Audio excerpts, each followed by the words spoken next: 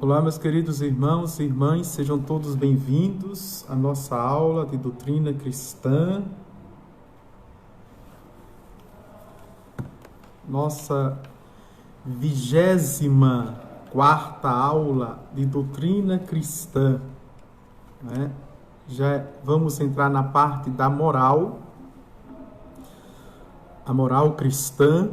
Vimos a introdução, né? A definição e as noções gerais da moral cristã. E a moral cristã é fundamentada, é pautada dentro dos 10 mandamentos. Quero recordar que, já vimos a moral cristã no Catecismo da Igreja Católica. E vamos ver na doutrina cristã. Em nome do Pai, do Filho e do Espírito Santo. Amém. A graça de nosso Senhor Jesus Cristo, o amor do Pai e a comunhão do Espírito Santo estejam sempre convosco. Santo anjo do Senhor, meu zeloso guardador, se a ti me confiou a piedade divina, sempre me rege, me guarda, me governa, me ilumina. Amém. O som está bom? Está?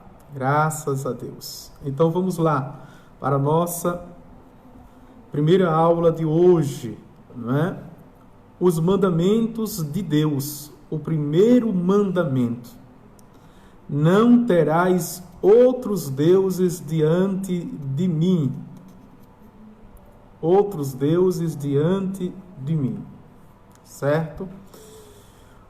O primeiro mandamento nos ordena ser religiosos, isto é, crer em Deus, amá-lo, adorá-lo e servi-lo como único Deus verdadeiro, Criador e Senhor de tudo. Este é o primeiro mandamento da lei de Deus. Está para o nosso ser religioso. Aquilo que nós chamamos no popular a devoção, mais orientado para a vida consagrada, a nossa piedade, que é uma postura, que foi a segunda palavra da primeira leitura, do dia de ontem, do domingo, do dia do Senhor. Piedosos diante do Senhor. Vamos avante. Proíbe-nos o primeiro mandamento a impiedade. Veja, se nos pede a piedade, proíbe-nos a impiedade. Proíbe-nos também a superstição, a irreligiosidade, que é a não religião, Além disso, a apostasia, a heresia, a dúvida voluntária e a ignorância culpável das verdades da fé. Atenção aqui para esta última proibição, a ignorância culpável, ou seja, a ignorância por consciência. A ignorância porque eu não quero saber de Deus. Eu não quero saber de religião. Eu não quero saber de igreja. Eu não quero saber de teologia. Eu não quero saber de reza, de oração. Não quero saber. Essa é chamada a ignorância culpada da fé. Vamos agora para o item dentro, deste primeiro mandamento, que é culto externo e interno. Depois vamos ver o culto público e privado. Depois o culto de latria, hiperdulia e dulia. Depois o culto das imagens e relíquias. Dentro deste primeiro mandamento. Tem outros pontos, eu destaquei estes primeiros que acredito que vai dar para pensarmos, refletirmos, catequizarmos nesta aula. Então, o culto externo e interno. A virtude moral da religião, imposta pelo primeiro mandamento, nos move a prestar a Deus tudo que por nós, criaturas, lhe é devido. São as nossas obrigações para com Deus, as nossas responsabilidades. Se são obrigações e responsabilidades, também temos direitos, né? Qual o direito? De crescermos na fé, de crescermos na esperança, de crescermos no amor e crescermos na espiritualidade. O conjunto dos atos com que demonstramos a Deus a nossa submissão, disse culto. O que é culto? Não é? É o conjunto dos atos com que demonstramos a Deus a nossa submissão, que reconhecemos Deus como Deus na nossa vida. Diz o Matuto, não é? Você quer ser feliz, basta, não é, você deixar ser Deus. Não é que Deus seja Deus na sua vida. Que nós carismaticamente, não é, dizemos, não é, Ele é o Senhor da minha vida, da minha família, não é, da minha casa, da minha existência. É o senhorio do Senhor, não é?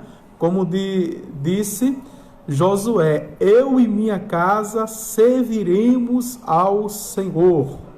Não é? Eu e minha casa serviremos ao Senhor.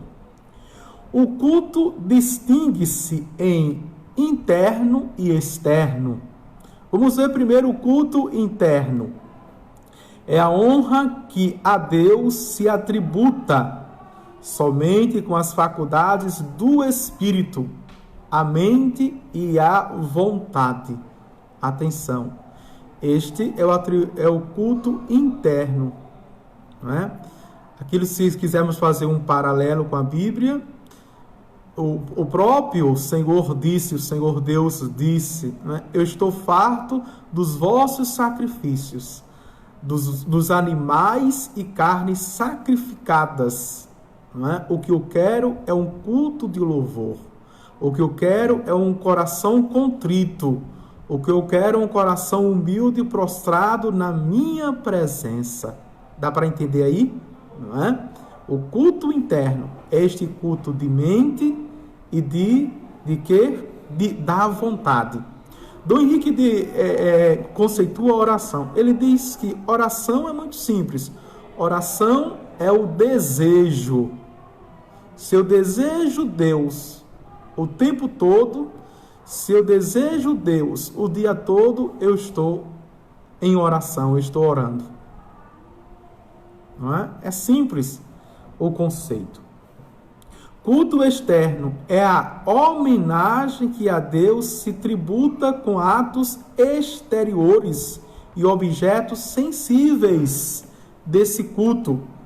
Mas a atenção, a partir de dentro, é de dentro para fora. Então, quando eu coloco o terço na mão ou no pulso, quando eu coloco o crucifixo no peito, o escapulário, a medalha de Nossa Senhora ou de São Bento ou das Três Cruzes, quando eu uso a medalha de São Miguel Arcanjo, quando pela consagração se usa a cadeia, não é, com o cadeado escravo de Maria, são, não é, externos, ou seja, demonstrações externas, um culto externo daquilo que eu vivo do culto interno, certo? Quando eu uso dos sacramentais, da água benta, do óleo, do sal, exorcizados, veja, quando eu faço a persignação ao passar diante de uma capela, de uma matriz, de uma basílica, eu vejo a cruz, eu penso no sacrário. Quando eu faço a genuflexão ou até mesmo a adoração, quando eu uso um boné, eu uso uma pulseira, eu uso uma blusa, né, de um santo de devoção, de algo com a frase, tudo isso são cultos externos. Quando eu sigo uma procissão, seja do Santíssimo uma vez por ano, não é, externamente, lá no Corpus Christi, quando eu faço a procissão dos santos padroeiros das comunidades ou da paróquia, eu estou fazendo esse culto externo a Deus. Veja como é profundo isso. Que não tem nada aqui de adoração, de idolatria, não é? Não é? Estar dando à imagem ou estar dando aos objetos que a gente chama de insígnias, o culto que é devido a Deus. Não, eu faço isso como um culto externo com esses objetos que são sagrados, abençoados por Deus e que me lembram a Deus. Me lembram Deus na minha vida. Isso tudo é oração. Tudo é oração porque me lembra a Deus. O sacramental me lembra a Deus. O sacramento me reveste de Cristo e me dá Cristo todinho. Enquanto os sacramentais me lembram a Deus, me coloca em sintonia com Deus, corações ao alto, como nós dizemos no prefácio da grande oração da igreja, que é a oração eucarista com os textos eucológicos. Eu, de fato, estou o tempo todo em oração, porque o desejo é a minha vontade dentro da minha liberdade. Não basta só adorar Deus com o coração. Internamente, mister se faz também o culto externo, ou seja, a postura, as atitudes, as ações, o testemunho externo daquilo que o tempo todo, internamente, eu estou vivendo. Com os meus pensamentos e os meus sentimentos elevados aos céus. Primeiro, porque somos sujeitos a Deus, alma e corpo, e deve também o corpo demonstrar, pelo atos de culto, a sua submissão a Deus. Não é?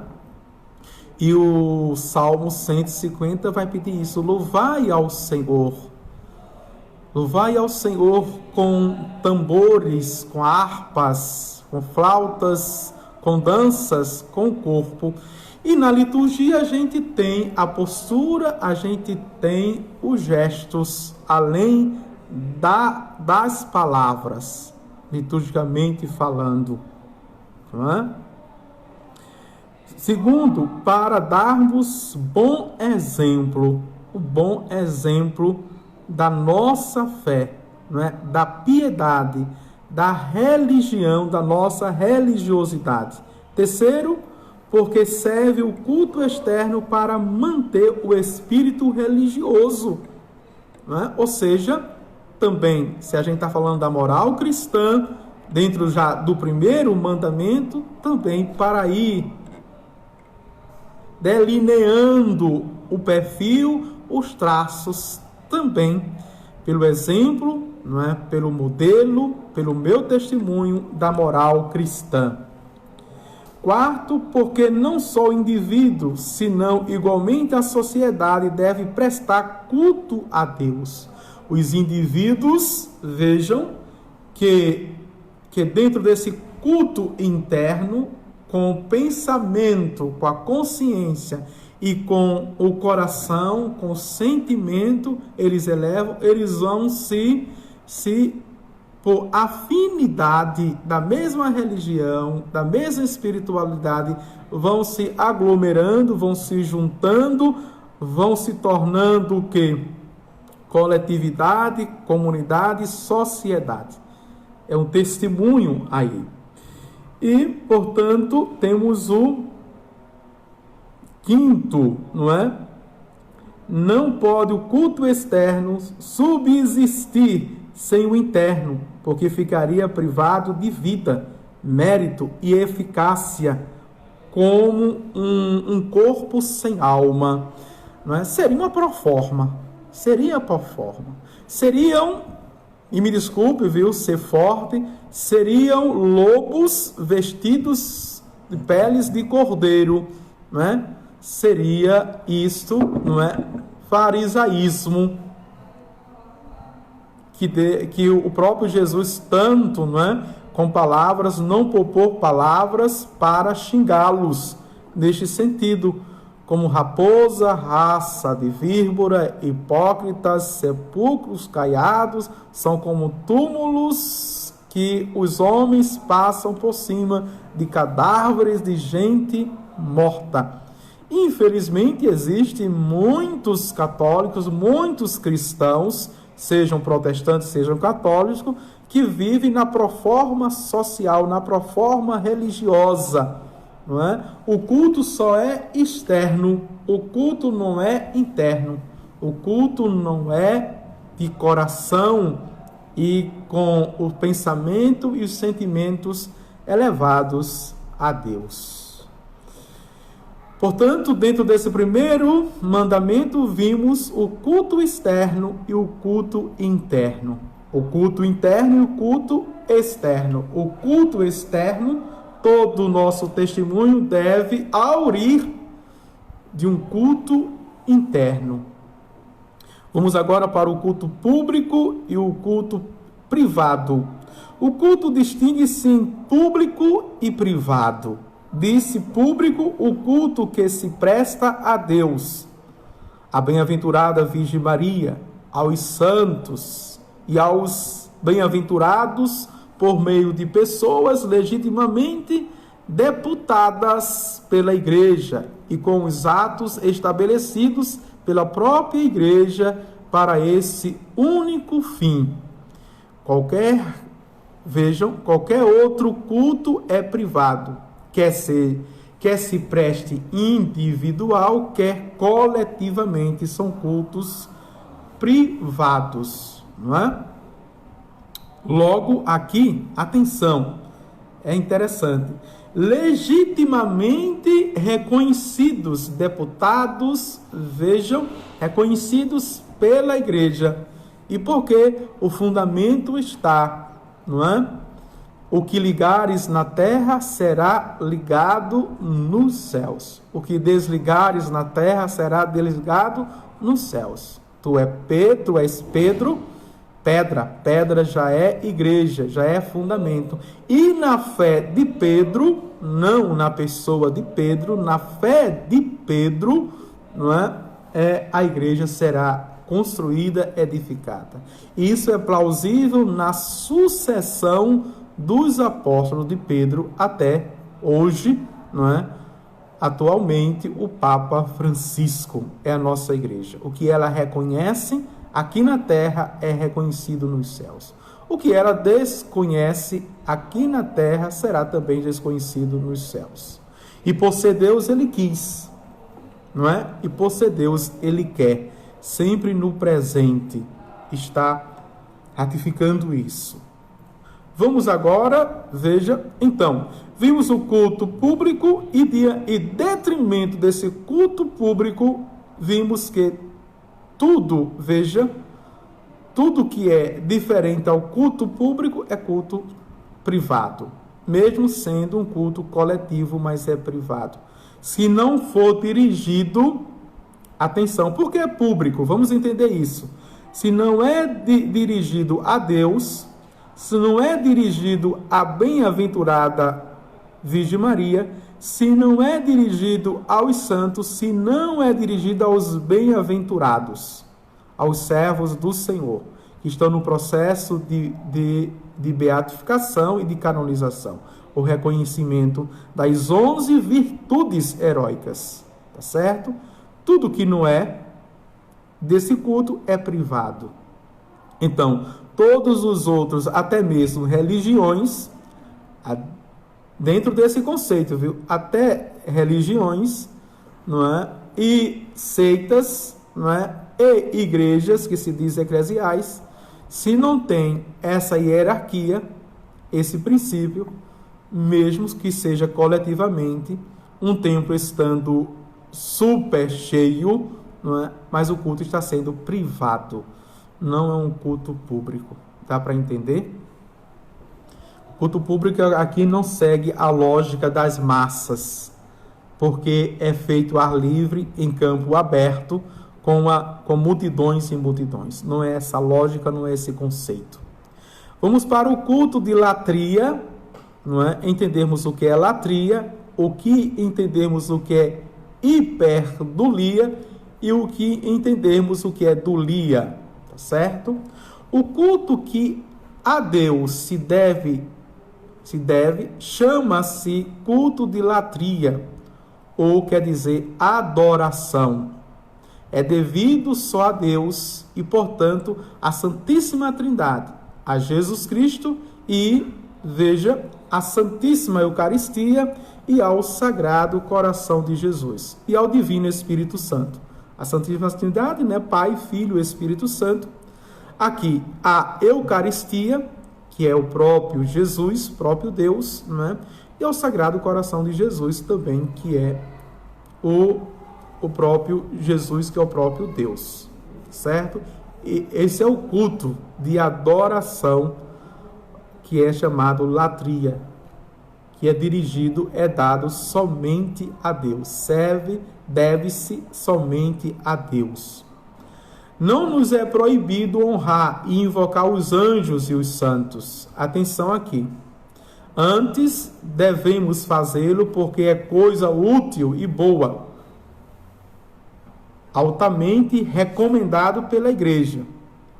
Vai, porém, diferença entre o culto devido a Deus e o que damos aos santos e à Santíssima Virgem Maria. Veja como a doutrina da Igreja, ela é sana, ela é equilibrada, ela é saudável. Em momento algum, no conceito de latria, o culto que se deve apenas a Deus, a Santíssima Trindade, a Eucaristia, o Sagrado Coração de Jesus, não colocou a Santíssima Virgem Maria, não se colocou aqui. Atenção.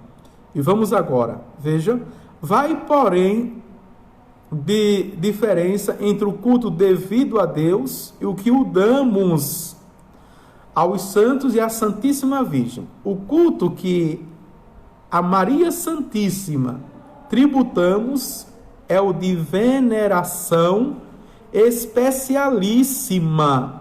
Atenção, aqui, não é?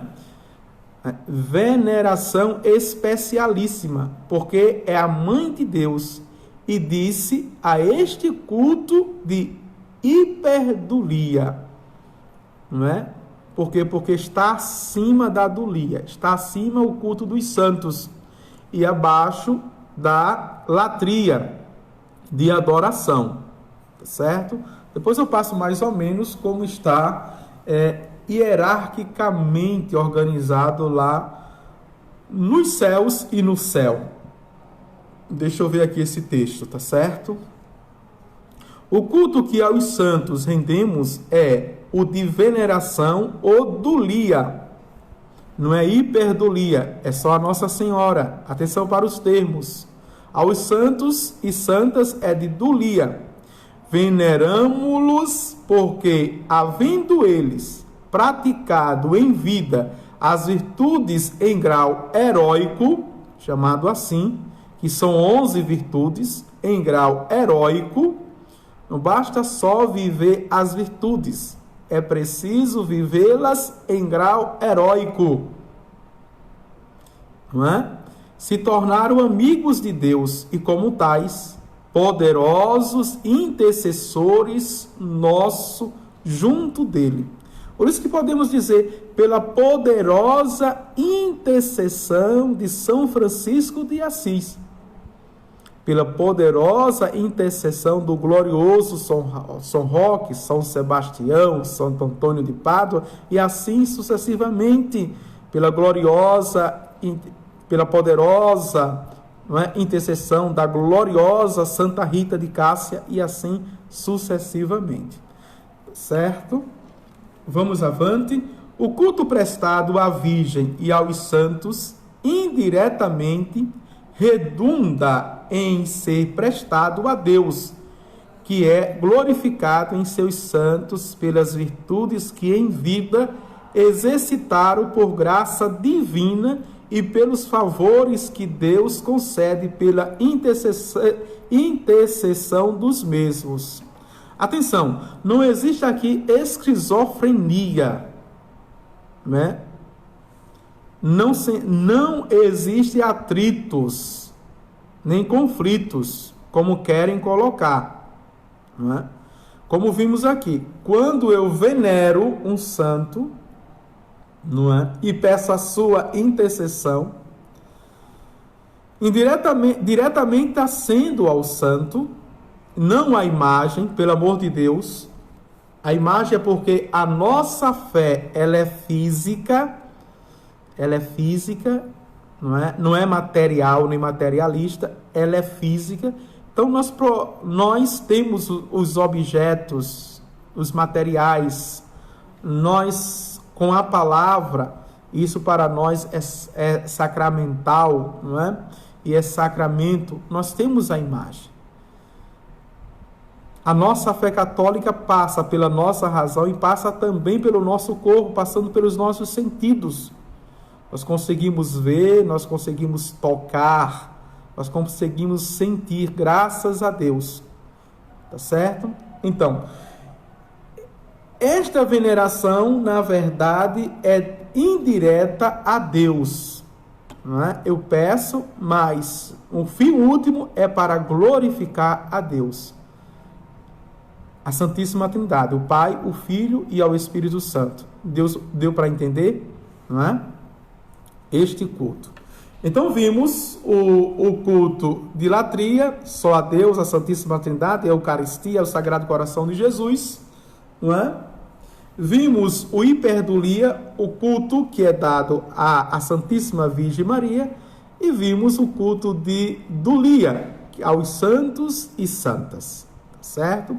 Vamos ver como está agora. Atenção, abro um parênteses aqui, mais ou menos hierarquicamente organizado, estruturado, não é? Pai nosso que estais nos céus, não é assim, não é? Então, o lugar próprio de Deus, próprio da Santíssima Trindade, onde o culto é latria ao Pai, o Filho e o Espírito Santo. Abaixo no céu, não é? Abaixo temos, não é? O culto que é hiperdulia a Nossa Senhora, a Santíssima Virgem Maria. E depois, se quisermos, não é? O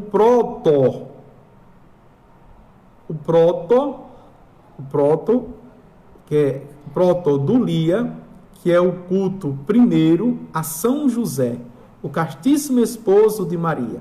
O proto, que é o primeiro dos santos e santas. Depois vem o culto do Lia, não é? Que é aos santos e santas, e aí nós encontramos também os apóstolos.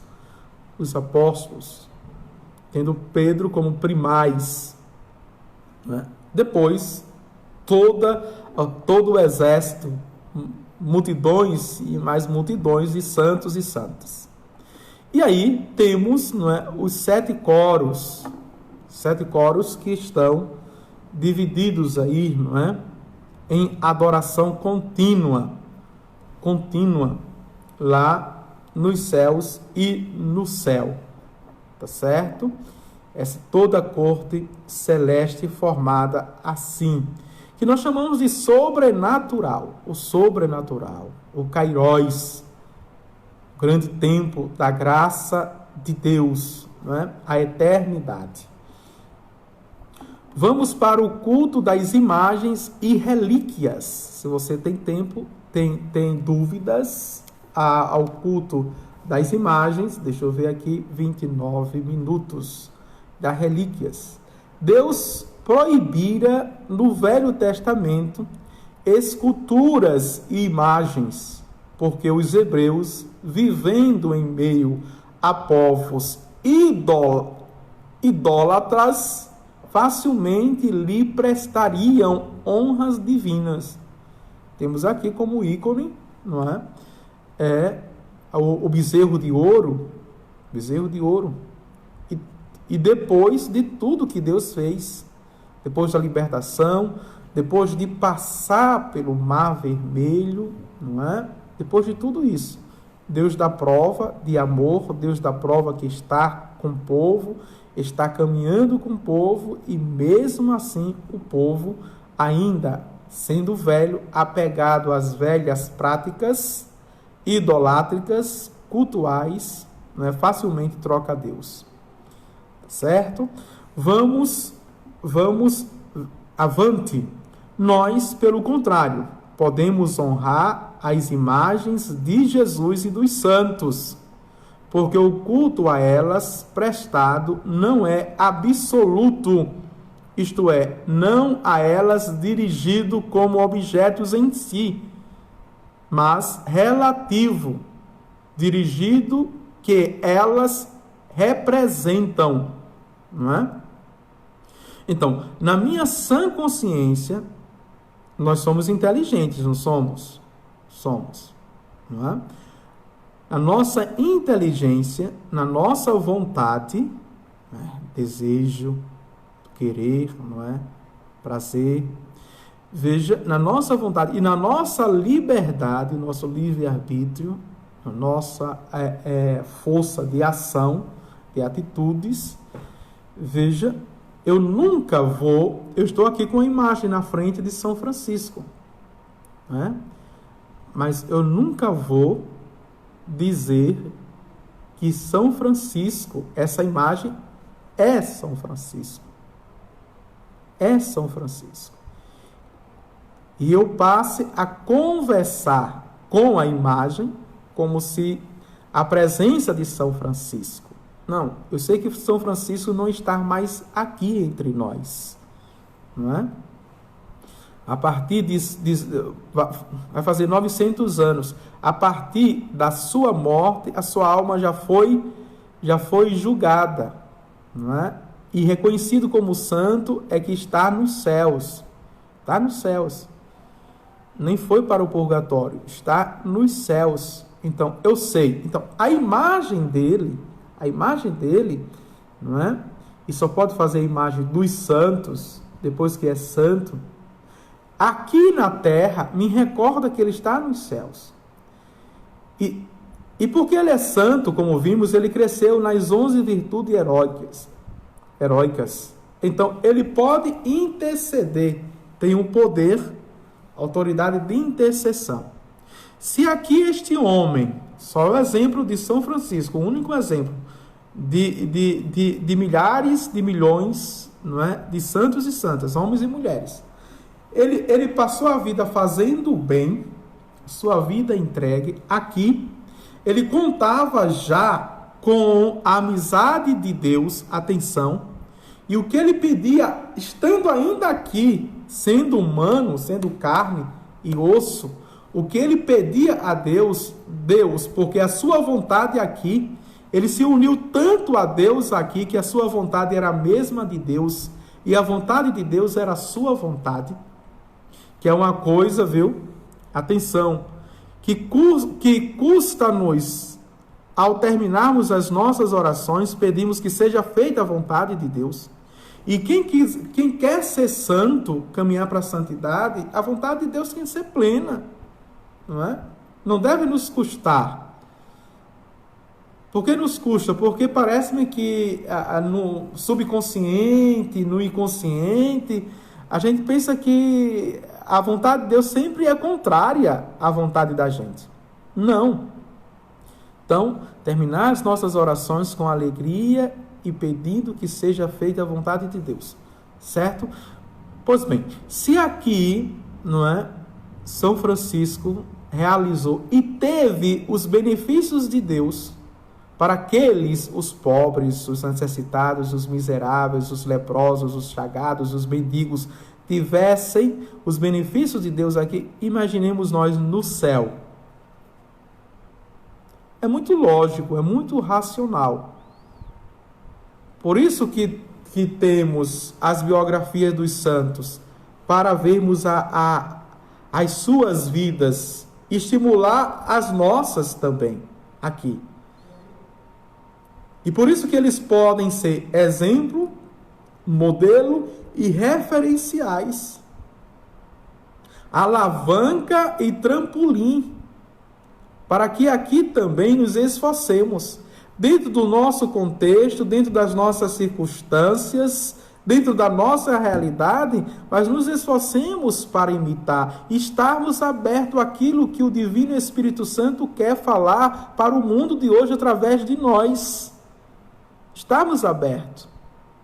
Porque é o Espírito Santo que levanta em cada época homens e mulheres, santos e santas, abertos e dispostos, mesmo sofrendo, mesmo renunciando, fazendo penitência, não é? Mortificações.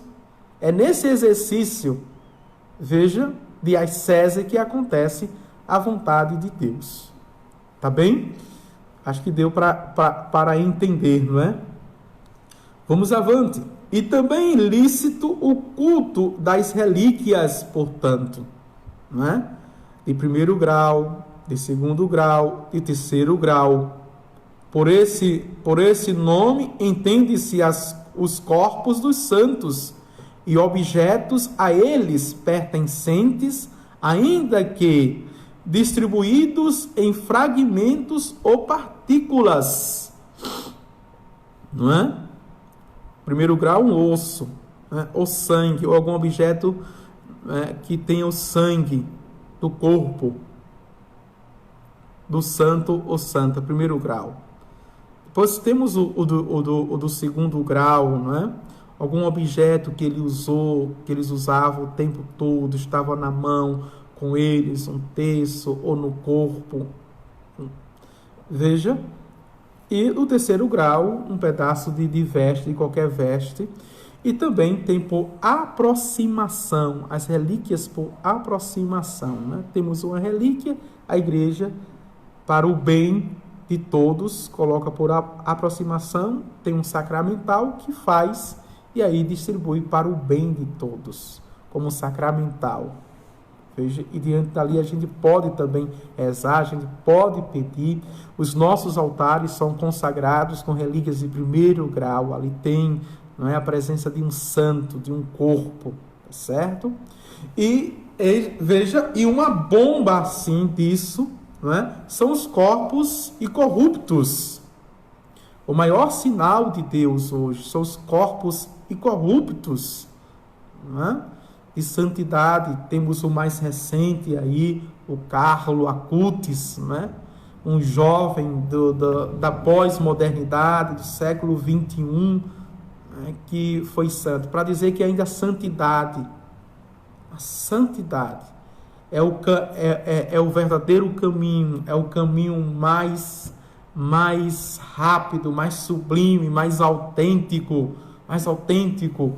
né? De ser cristão, de ser religioso, de ser amigo de Jesus. Veneramos os corpos dos santos porque foram membros vivos de Jesus Cristo e templos do Espírito Santo e devem ressurgir gloriosos na vida eterna. Veneramos os objetos pertencentes aos santos porque nos servem para lhes recordarmos as virtudes e lhes mantermos afeto. Olha aí, não é? Essa relíquia vai sempre nos lembrar, nos recordar, martelar na nossa consciência as virtudes e que eu posso também crescer nessas virtudes. O santo não andou quando eu coloco nos ombros, não é? E que está sobre nós, para dizer que o culto do Lia está sobre nós. Veja, ainda pobres, mortais e pecadores, que eu posso subir, que eu posso ascender, que eu posso alcançar o alter Christos, a estatura de Cristo. Atenção, isto não é fantástico. Se olharmos por este olhar, o olhar da fé. Certo? Vamos avançar, que aí a gente pode, nessa aula, fazer todo o primeiro mandamento. Pecados por defeito. Contra o primeiro mandamento, peca-se por defeito ou por excesso. Atenção, vamos ver o que é isso. Peca-se por defeito quando se nega a Deus totalmente ou em parte o culto que lhe é devido, ou prestando-lo de modo irreverente.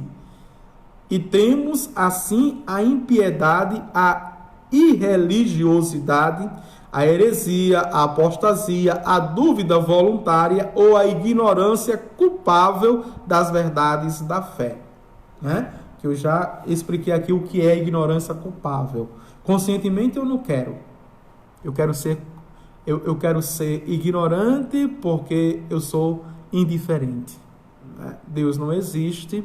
Essa coisa de religião é para nos castrar, é para tolir a nossa liberdade, e eu posso viver muito bem sem Deus, sem religião, e eu não pesquiso, não estudo, não aprofundo os artigos da fé, pela consciência.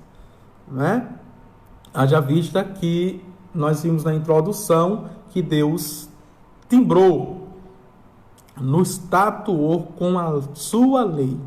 A lei de Deus foi escrita em nossos corações. Impiedade é recusar um culto qualquer. E irreligiosidade é a irreverência a Deus e contra as coisas divinas. Isso é um ato de irreligiosidade. São espécies, vamos ver agora as espécies de irreligiosidade. Não é? A tentação de Deus, que ocorre quando se quer tentar ou pôr à prova o poder de Deus, exigindo a intervenção divina sem necessidade. Veja, assim, tenta a Deus quem, sem necessidade alguma, se expõe a perigos espirituais ou materiais, esperando uma intervenção de Deus. Aqui está tentando Deus, está provocando Deus. Vou ver se Deus existe. Aí vai pular, não é, do 19º andar ou o 34º andar. Deus existe, aí dá um voo, pula lá.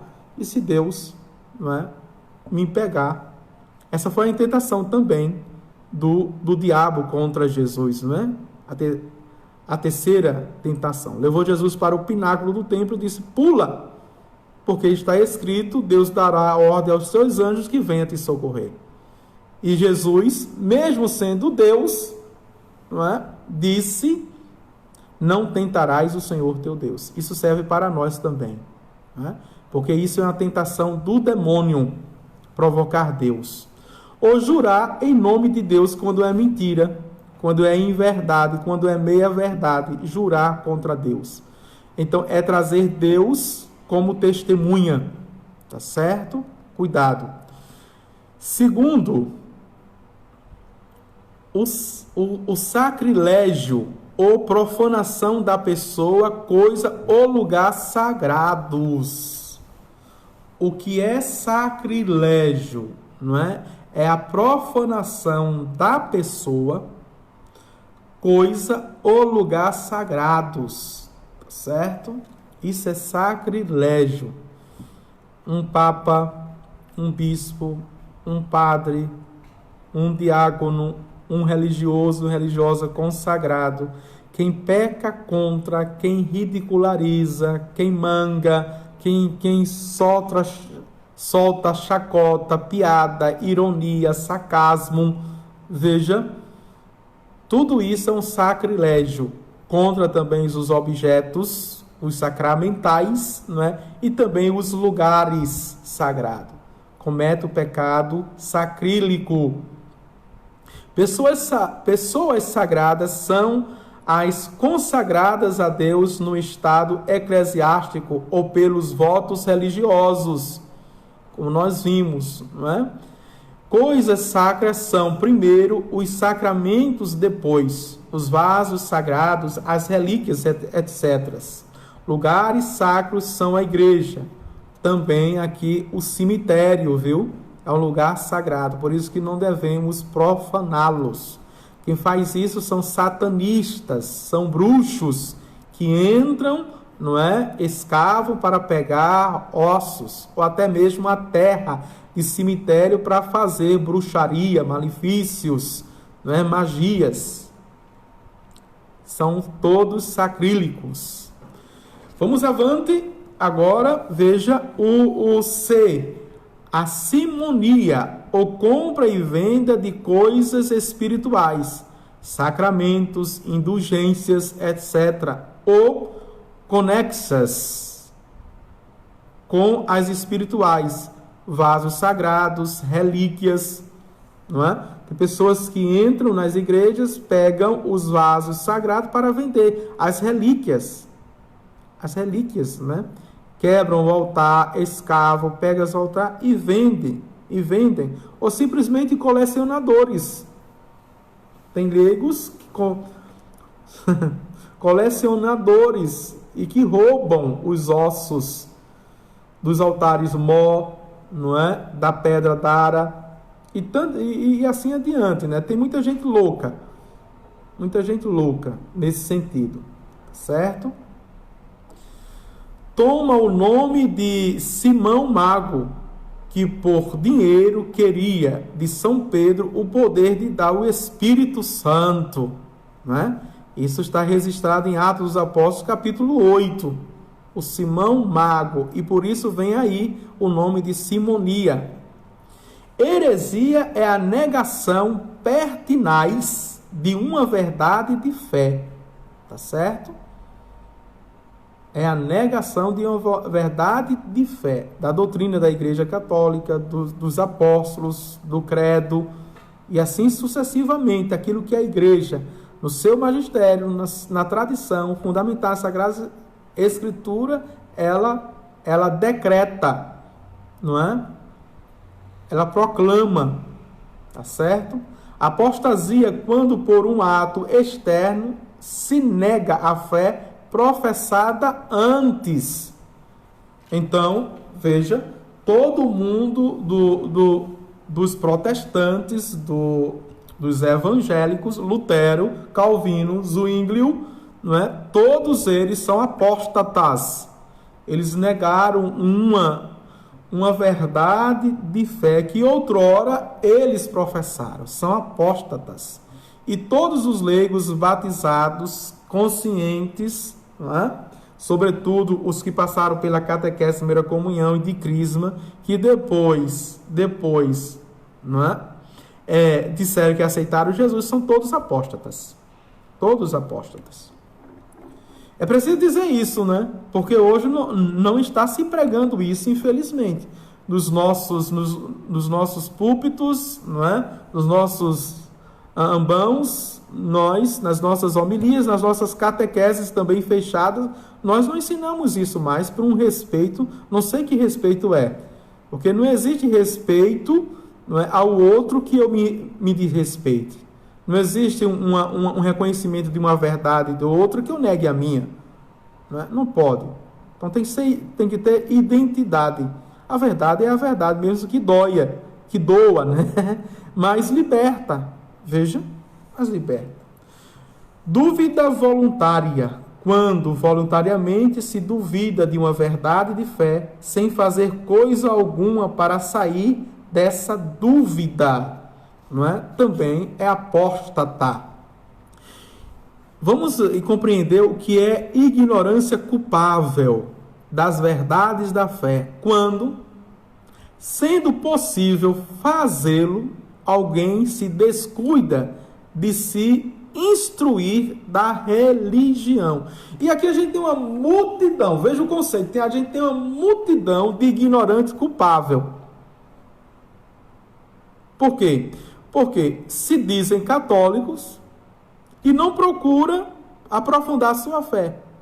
Me desculpa o termo, viu? São relaxados, são frouxos, são covardes.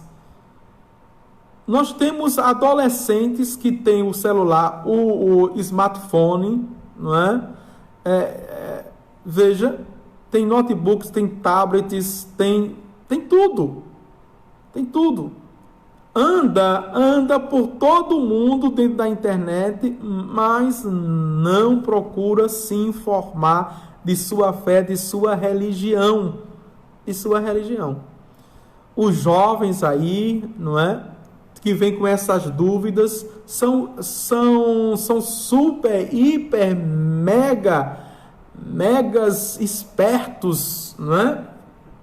Espertos, entendidos de tudo e de todos, entram em polêmicas, têm as suas opiniões, mas quando é para a sua religião, se torna um bobo.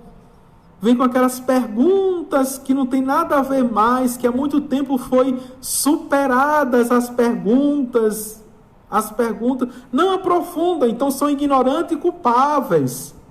Que o texto de hoje do Evangelho, não é? Jesus terminava contando a parábola, quem é mais dado, mais é exigido. Veja, quem não foi dado muito, mas será castigado. Com menos rigor, mas será castigado. O Evangelho não diz que não será castigado. Apesar que Jesus diz que alguns serão salvos por a ignorância, mas a ignorância não culpável. Hoje ninguém pode dizer que é ignorante mais. Eu não sabia, ninguém me ensinou. É porque você não aprofunda a sua fé, porque você não pesquisa a sua fé, porque você não é autodidata no sentido da fé, que Dom Henrique falava sempre numa fé profissional, não é? Aquele que é perito, que pesquisa, que analisa a sua fé. Vamos avante, que já está dando 1 hora, né? Vamos terminar. Pecados por excesso, superstição, por exemplo, e várias espécies. O que é a superstição? É o pecado pelo excesso. Né? O escrúpulo, o pecado pelo excesso. Vamos ver aqui. Peca-se por excesso quando se presta, veja, a Deus um culto de modo inconveniente, ou quando se presta a quem não é Deus o culto de adoração. Só a Deus devido. E temos assim a superstição. Veja. Não é? Ou seja, tirar aquilo que é próprio do Criador para as criaturas, dar o valor, a dignidade, não é?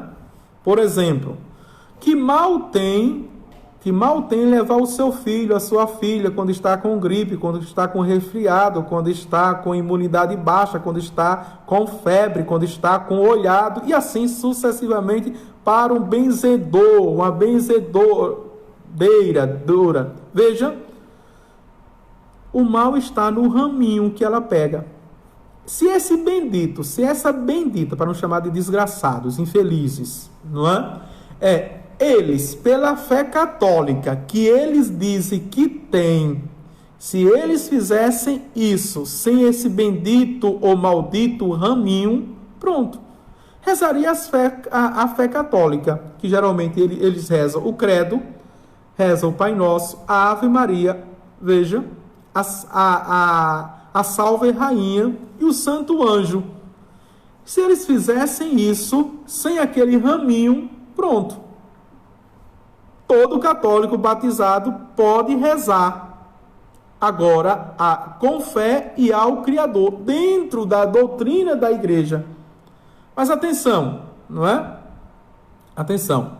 Eles pegam o ramo, seja pinhão roxo, seja de arruda, seja a espada de São Jorge ou qualquer outro, não é? Que diz que tem uma energia que absorve as energias negativas maior, e depois termina assim, ó,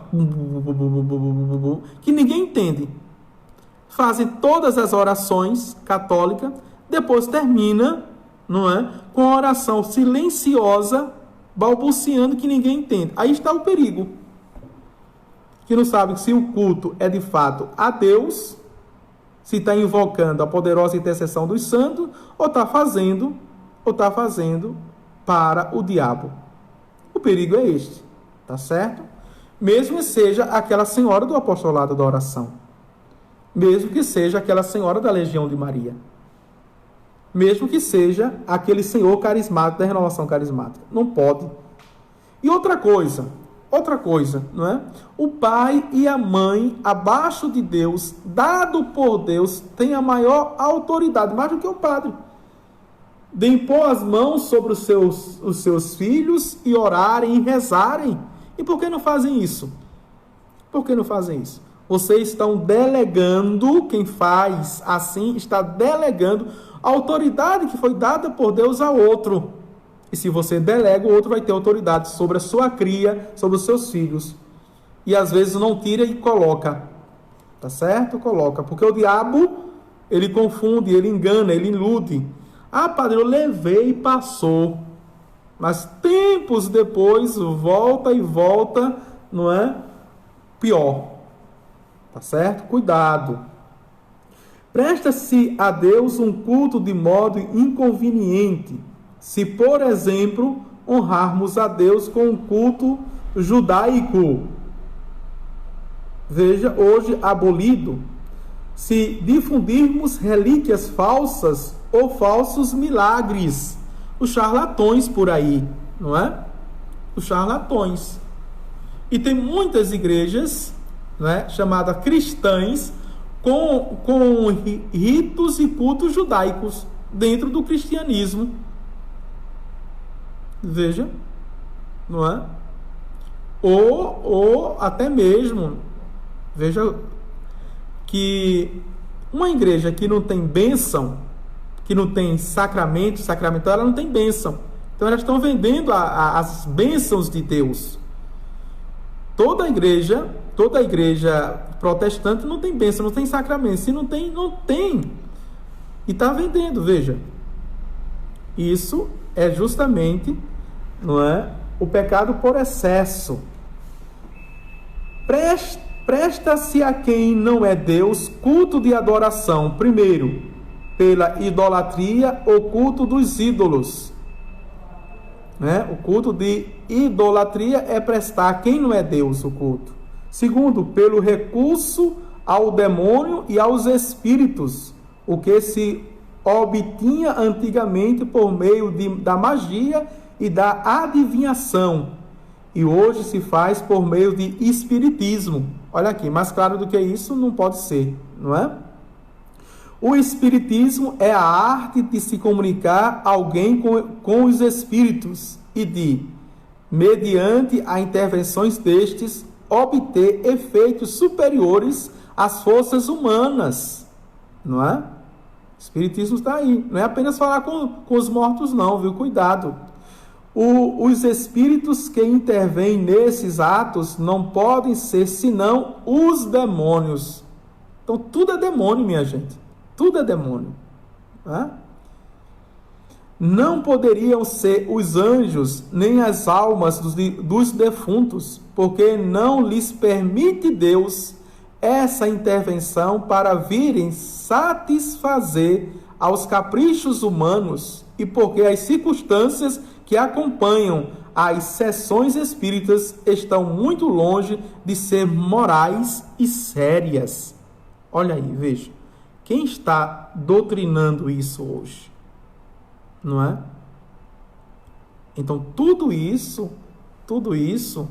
é idolatria, não é? Tudo isso é excesso de pecado, porque é falsidade, e tudo isso é culto ao demônio. Por isso, o espiritismo é absolutamente proibido pela igreja.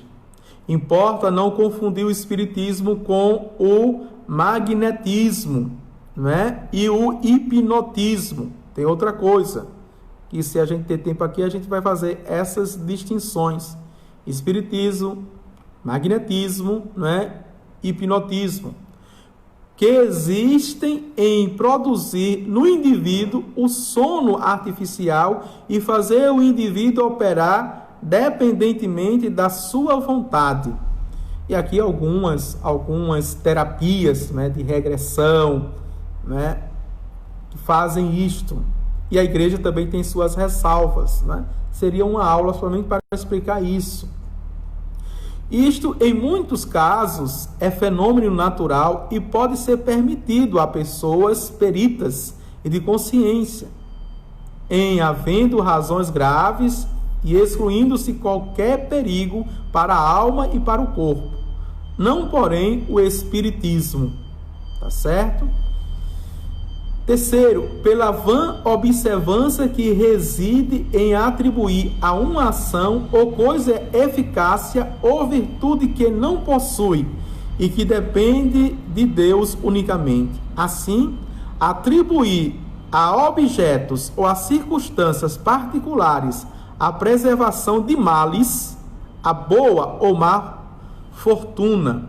Não é superstição trazer consigo ao corpo medalhas, imagens ou coisas bentas, porque nesse caso o efeito bom não é atribuído ao objeto material em si, mas é a intercessão do santo nele representado, que eu já expliquei. Urge, todavia, que esse uso venha acompanhado de sentimentos de piedade, de oração, mormente o da fuga do pecado e o da confiança em Deus, tá certo? Se tudo isso, veja, nos faz rezar, está com sentimento e a vontade elevada, né? Se nos protege contra os pecados mortais e veniais, que nos indica um caminho de santidade, veja, e nos faz confiar, ter segurança em Deus. Eu estou sempre na presença de Deus, Ele é o meu Senhor. Aí sim. Este foi o primeiro mandamento, meus queridos irmãos e irmãs. Na próxima aula, talvez à tarde ou à noite, não é? Ativa o sininho aí, voltarei com o segundo mandamento. Não tomar o santo nome de Deus em vão. E aqui a gente vai ver objetos diretos e indiretos, o nome, não é, santo de Deus, as blasfêmias contra Deus, aquilo que eu já falei um pouquinho, o juramento, o voto que a gente faz, não é, que é a promessa, não é, a gente vai ver. Em uma aula dá para a gente ver isso que é pequeno, tá certo? O Senhor esteja convosco, Ele está no meio de nós. Abençoe-vos Deus Todo-Poderoso, Pai, o Filho e o Espírito Santo. Amém. Tchau, tchau. Deus abençoe. Fiquei bem com Solo Del Preto, não é? Viram aqui a novidade? Deixa aí os comentários, tá certo? Tchau, tchau. Deus abençoe.